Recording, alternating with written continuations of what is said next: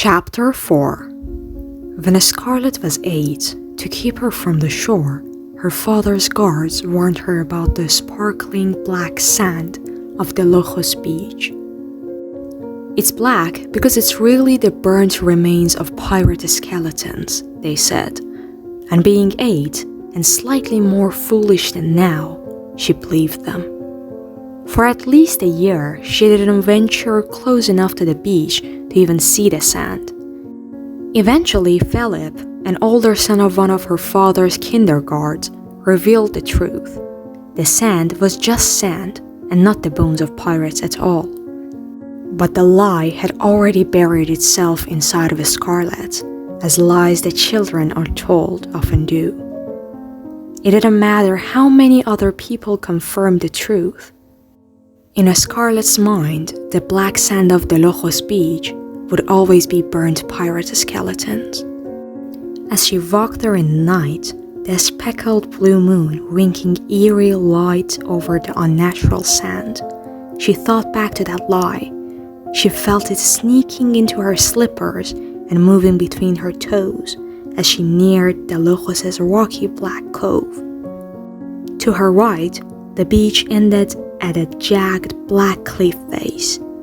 To her left, a broken dock like a massive tongue jutted into the water, past the stones that reminded Scarlett of uneven teeth. It was the kind of night she could smell the moon. Thick candle wax dancing with the salty scent of the ocean, full and glowing. She thought of the mysterious tickets in her pocket as the smoldering moon reminded her of how their metallic scripts blazed earlier that day. For a moment, she was tempted to change her mind, given to her sister, and to the tiny part of her still capable of dreaming. But she'd done that once before. Philip had booked them passage on a schooner. She and Tella had only made it onto the boat's plank, and going that far had cost them so much. One of the guards had been especially rough with Tella, knocking her out as he dragged her back to the estate. But Scarlett had stayed conscious as she was pulled off the dock. She was forced to stand on the edges of the rocky beach, where water from glowing blue tide pools sunk onto her boots, and she watched as her father took Philip into the ocean. She should have been the one to drown that night. She should have been the one whose head her father held under the water, held until her limbs stopped thrashing and her body went as still and lifeless as the seaweed that washed onto the shore.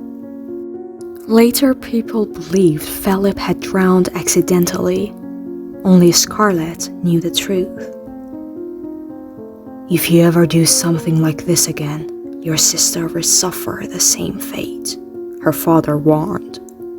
Scarlett never told a soul. She guarded Tella by letting her believe she'd just become extremely overprotective. Scarlett was the only one who knew they could never safely leave Trista unless she had a husband who could ferry them away. Waves clapped against the shore, muffling the sound of footsteps, but Scarlett heard them. "You were not the sister I was expecting." Julian strolled closer. In the dark, he looked more like a pirate than an ordinary sailor, and he moved with the practiced ease of someone Scarlett felt it would be unwise to trust.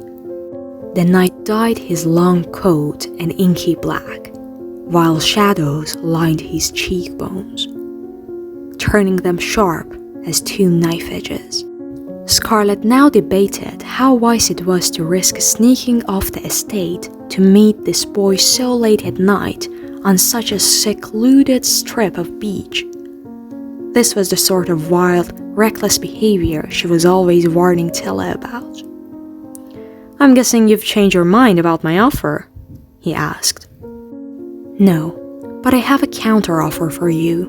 Scarlett tried to sound bold as she pulled out the elegant tickets from CARAVAL Master Legend. Her fingers did not want to release them, but she had to do this for Tella. When Scarlett had gone back to her own room earlier that evening, it had been ransacked. It was such a disaster. Scarlett hadn't been able to discern exactly what her sister had made off with, but Tella had obviously been thieving things to prepare for this ill-fated voyage. Scarlett thrust her tickets toward Julian. "You can have all 3. Use them or sell them, as long as you leave here early and without Donatella." "Oh, so it's a bribe." Scarlett didn't like that word. She associated it too much with her father.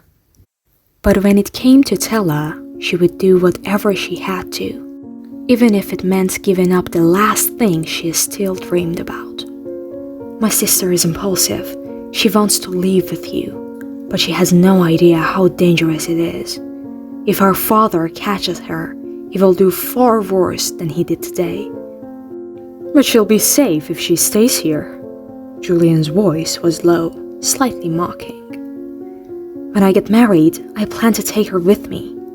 But does she want to go with you? She'll thank me for it later."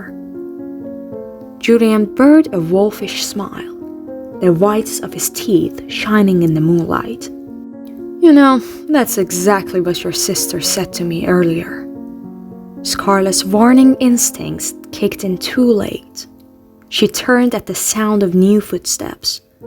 Tella stood behind her, her short frame covered in a dark cloak that made it seem as if she was part of the night. "I'm sorry to do this, but you're the one who taught me there is nothing more important than taking care of a sister." Suddenly, Julian clamped a cloth over Scarlett's face.